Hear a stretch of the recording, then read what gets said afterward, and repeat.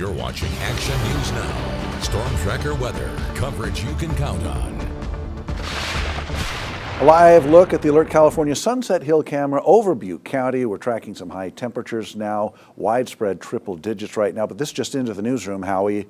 I have learned that I am in no way qualified for the senior discount at the Butte County Fair. I got a few years before that happens, but I'm not opposed to senior discounts by any stretch of the imagination. I thought Margot issued you a senior discount. That's what she said on here. All right, now you're not there yet, Alan. Young and looking good. And what's not looking good are the temperatures if you don't want triple-digit heat and then some. That's what we're experiencing right now here in Northern California. But hey, it's August. We come to expect that this time of year. Here's our West Prospect Peak camera in Shasta looking off towards the northeast. Lots of blue, some thin clouds. Other than that, beautiful view here in Northern California. Alert California Live.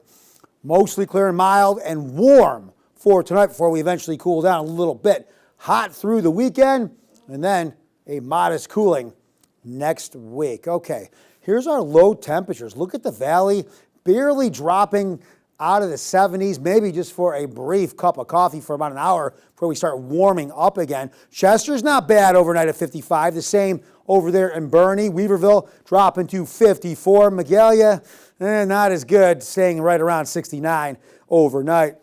Here's our highs, basically an encore performance tomorrow. Very hot across the valley, 104 to 107. And again, if you want relief, you're not going to find it anywhere outdoors. You go up to higher elevation, you go up to 2,000 feet.